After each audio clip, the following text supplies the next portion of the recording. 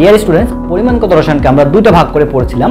দেখো, একটা হচ্ছে জারণ বিজারণ ভাগ করছিলাম, আর একটা হচ্ছে উৎপাদ অনুসারে হিসাব। এটা আমরা এখনো দেখিনি, এটা আমরা একটু পরে দেখব। খেয়াল করো, জারণ বিজারণকে আমরা আবার টোটাল 5টা ভাগে ভাগ করেছিলাম। একটা হচ্ছে জারক বিজারক চেনা, এটা আমাদের হয়ে গেছে। তারপর হচ্ছে বিক্রিয়া চেনা, এটাও আমাদের হয়ে গেছে। তারপরে সমতাকরণ, এটাও আমাদের হয়ে গেছে। এবং ম্যাথ, সেটাও আমরা দেখছি। তোমরা ম্যাথগুলো বেশি বেশি প্র্যাকটিস করবে যাতে তোমরা এখানে এক্সপার্ট হতে পারো। এবারে আমাদের পড়ার টপিক হচ্ছে টাইট্রেশন। টাইট্রেশন এই ওয়ার্ডটার সঙ্গে আমরা সবাই খুব কম বেশি পরিচিত।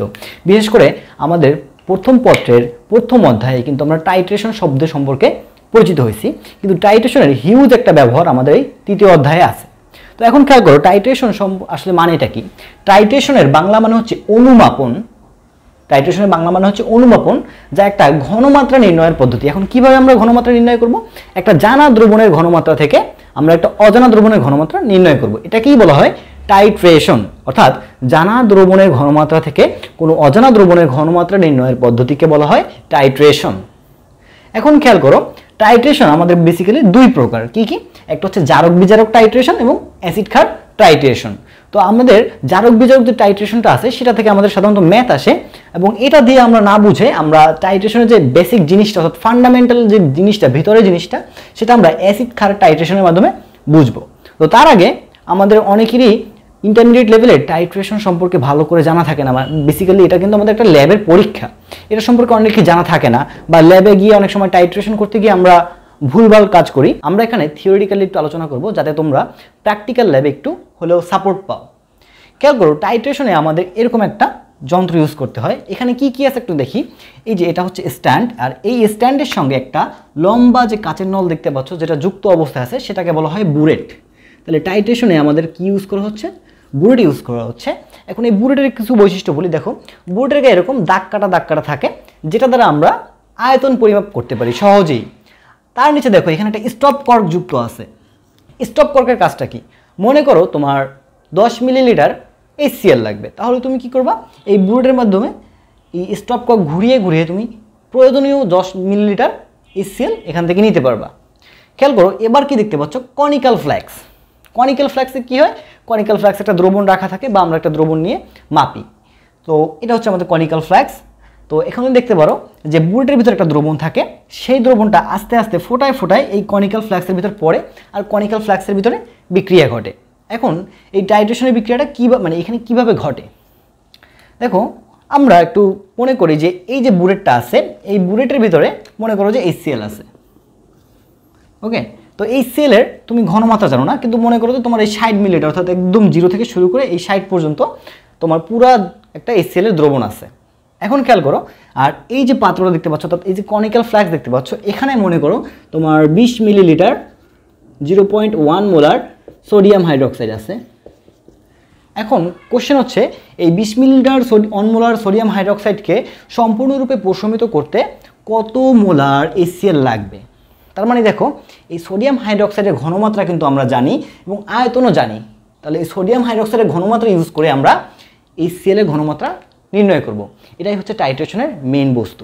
এখন খেয়াল করো, তো আমি কি করলাম? এই যে 60 মিলিলিটার আমার কাছে HCl আছে, তো আমি হচ্ছে এটার ভিতরে ফোটায় ফোটায় এই স্টপ কর্ক খুলে দিলাম, খুলে দিয়ে ফোটায় ফোটায় এই যে সোডিয়াম হাইড্রোক্সাইড আছে তার ভিতরে HCl দিলাম।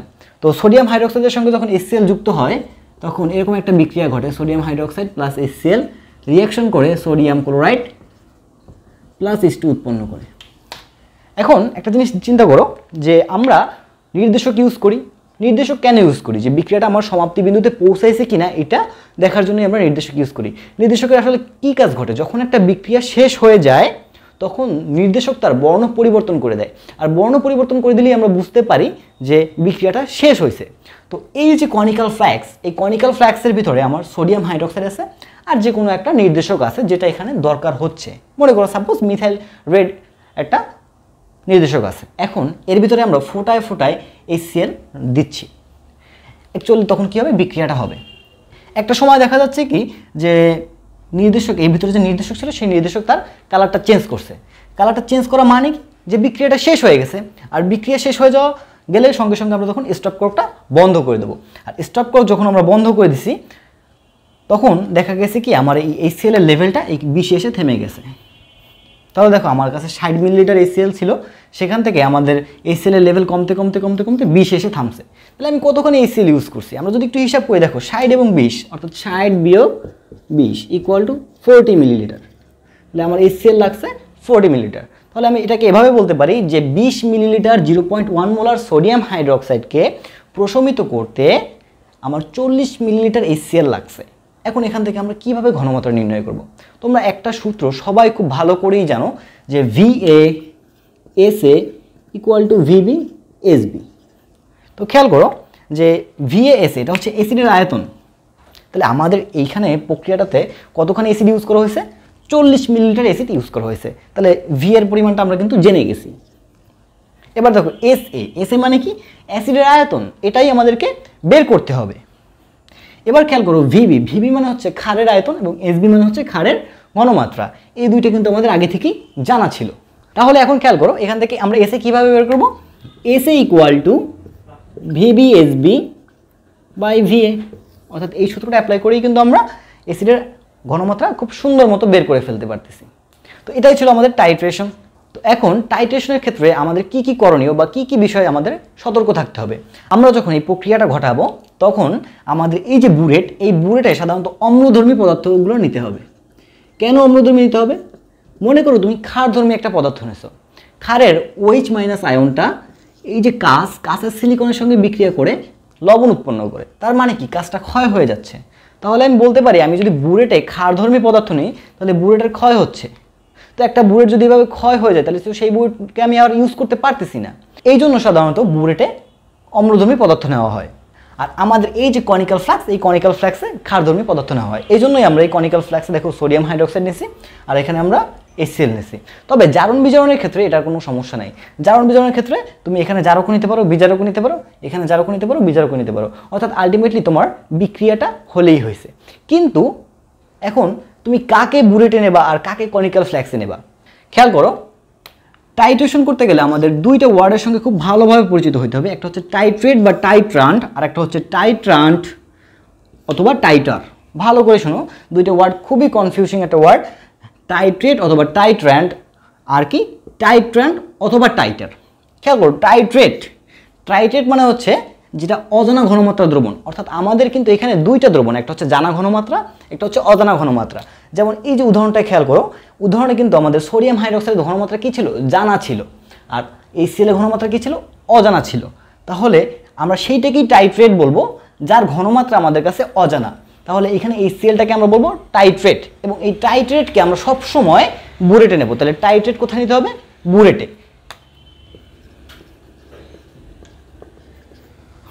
এবার খেয়াল করো, টাইট্রান্ট অথবা টাইটার মানে কি? প্রমাণ দ্রবণ বা জানা ঘনমাত্রা দ্রবণ।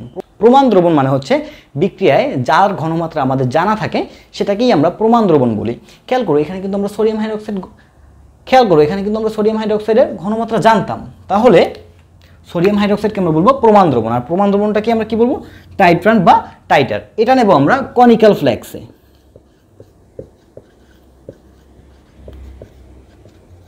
তাহলে আমরা দুইটা জিনিস শিখলাম, একটা হচ্ছে টাইট্রেট বা টাইট্রান্ট যেটাকে আমরা বুলেটে নেব এবং এটা ঘনমাত্রা আমাদের অজানা থাকবে, আর টাইট্রান্ট বা টাইটার এটাকে আমরা কনিক্যাল ফ্লাক্সে নেব যার ঘনমাত্রা আমাদের জানা থাকবে।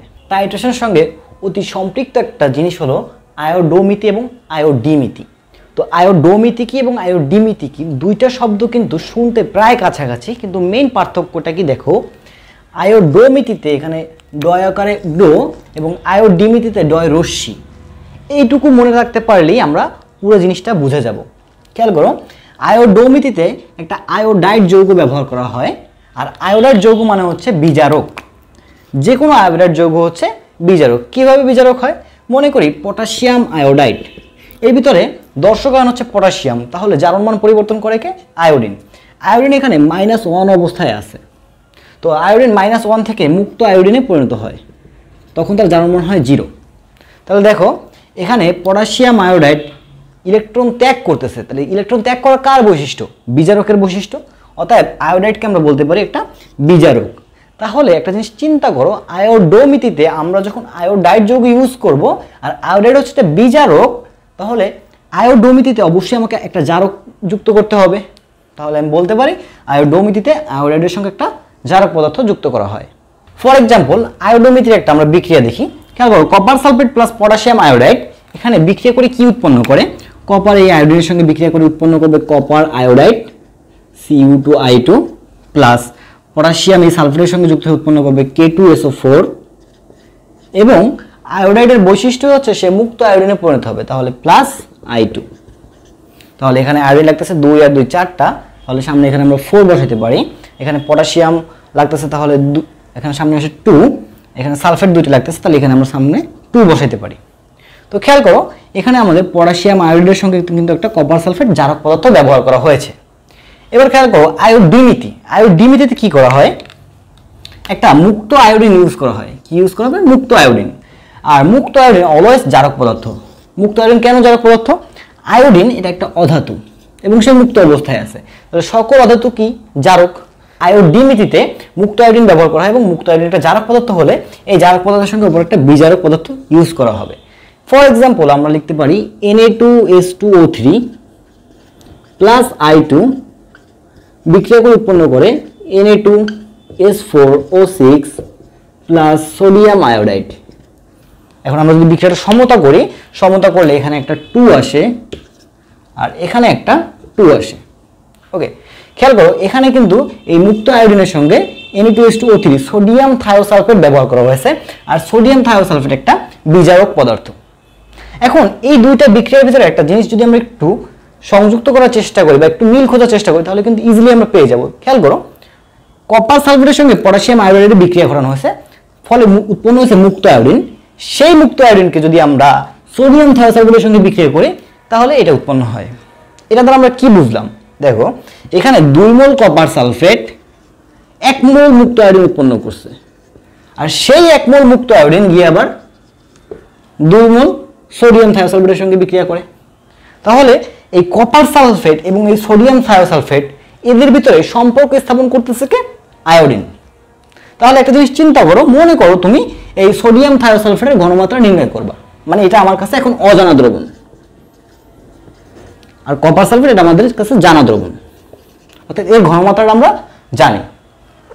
তো একটা জিনিস চিন্তা করো, আমরা জাস্ট এই আয়োডোমিতি এবং আয়োডিমিতি দুইটা একত্রে ইউজ করে কিন্তু আমরা এই যে সোডিয়াম থায়োসালফেটের অজানা যে ঘনমাত্রা সেটা কিন্তু খুব সহজেই নির্ণয় করতে পারতেছি।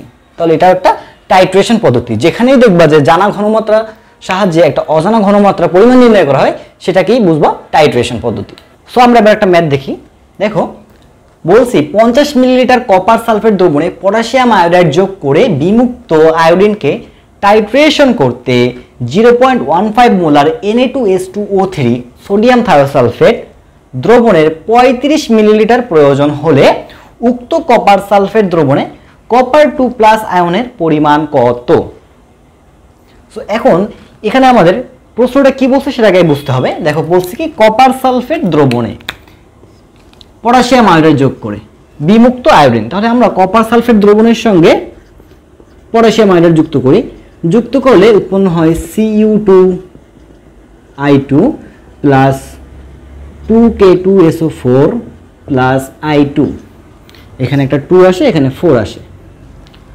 এবার খেয়াল করো যে বিমুক্ত আয়োডিন পাওয়া গেছি, এই যে বিমুক্ত আয়োডিন, সেই বিমুক্ত আয়োডিনকে টাইট্রেশন করতে 0.15 মোলার Na2H2O3, তার মানে এই যে সোডিয়াম থায়োসালফেট তার সঙ্গে এই বিমুক্ত আয়োডিনের বিক্রিয়া ঘটানো হয়েছে। তাহলে বিক্রিয়াটা কি দেখো, Na2H2O3 প্লাস I2 বিক্রিয়া করে উৎপন্ন করে Na2S4O6 plus I2, Na2S4O6 plus NaI অর্থাৎ সোডিয়াম আয়োডাইড, এখানে বিক্রিয়া হিসাব অনুসারে 2 আসে, এখানে একটা 2 আসে। তাহলে এখন আমরা একটু একটা হিসাব লেখার চেষ্টা করি। দেখো 2 mole copper sulphate 1 mole iodine উৎপন্ন করছে, সেই আয়োডিনকে আমরা পরবর্তীতে 2 মোল সোডিয়াম থায়োসালফেটের সঙ্গে বিক্রিয়া ঘটাইছি, ফলে বিক্রিয়াটা সম্পূর্ণরূপে প্রশমিত হয়েছে। তাহলে এখান থেকে আমরা কি সম্পর্ক পাই? সম্পর্কটা এরকম হচ্ছে যে 2 mole copper sulphate equivalent 1 mole iodine, অর্থাৎ 2 মোল কপার সালফেট থেকে আমরা 1 মোল আয়োডিন পাই, ইকুইভ্যালেন্ট 2 মোল Na2S4 N2H2O3। ওকে, তাহলে দেখো আমাদের এখানে জানা দ্রবণকে নিশ্চয়ই সোডিয়াম থায়োসালফেট আমাদের জানা দ্রবণ, আর কপার সালফেটটা কি আমাদের অজানা দ্রবণ। তাহলে আমাদের এখানে কপার সালফেটের ঘনমাত্রা নির্ণয় করতে হবে। তাহলে আমরা এই আয়োডিনটাকে বাদ দিতে পারি। তো খেয়াল করো 2 মোল কপার সালফেট ইকুইভ্যালেন্ট আমাদের কি আসতেছে 2 মোল সোডিয়াম থায়োসালফেট। তো এটাকে আমরা একটু সুন্দরভাবে আরও লিখতে পারি এভাবে যে 1 মোল সোডিয়াম থায়োসালফেট ইকুইভ্যালেন্ট 1 মোল কপার সালফেট। তাহলে এই 1 মোলকে আমরা কিভাবে লিখতে পারি? 1 মোল সমান আমরা লিখতে পারি 1000 millilitre 1 molar sodium thiosulphate equivalent. এখন একটা জিনিস চিন্তা করো, আমাদের এখানে কপার 2+ আয়নের পরিমাণ নির্ণয় করতে বলছে। তো কপার সালফেট এখানে কয়টা কপার 2+ আয়ন আছে? একটাই কপার 2+ আয়ন আছে। তাহলে কপার সালফেটের পরিবর্তে আমরা এখানে লিখতে পারি কপার 2+। এখন একটা জিনিস চিন্তা করো, 1 মোল কপার 2+ আয়নের ভর কত? আমাদের এখানে যেহেতু পরিমাণ বলছে তার মানে আমাদের এখানে ভর নির্ণয় করতে হবে। তাহলে কপারের যা ভর আর কপার 2+এরও ভর একই। তো 1 মোল কপারের ভর হচ্ছে 63.5 গ্রাম। তাহলে আমরা এখানে লিখতে পারি 63.5 গ্রাম কপার 2+ আয়ন। এখন একটা জিনিস দেখো যে আমাদের এখানে 0.15 মোলার এবং 35 মিলিলিটার সোডিয়াম থায়োসালফেট, অর্থাৎ সোডিয়াম থায়োসালফেটের ঘনমাত্রা এবং আয়তন দেওয়া আছে। তাহলে এখানে সরাসরি লিখতে পারি যে 35 millilitre 0.15 molar sodium thiosulphate equivalent 63.5 গুণ 35 গুণ 0.15 বাই 1000 ইন্টু 1। সো আলটিমেটলি অ্যান্সারটা আসে 0.335 গ্রাম কপার 2+। তাহলে আমি বলতে পারি যে উক্ত কপার সালফেট দ্রবণে 0.335 গ্রাম কপার 2+ আয়ন আছে। তো এখন দেখো আমরা কিন্তু এখানে জাস্ট ভরটা নির্ণয় করছি, তোমাকে যদি ঘনমাত্রা নির্ণয় করতে বলতো তাহলে সেটা আরও ইজি। ওকে, তুমি এখান থেকে কিন্তু ঘনমাত্রাটাও চাইলে নির্ণয় করতে পারো। S = W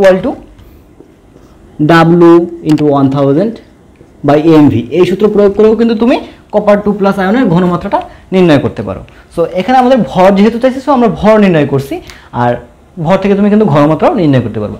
সো এটাই ছিল আমাদের টাইট্রেশনের একটা প্রয়োগ। আবার আমি এটাকে বলতে পারি আয়োডোমিতির একটা প্রয়োগ। আয়োডোমিতি এবং আয়োডিমিতি কিন্তু টাইট্রেশনের অভ্যন্তরে।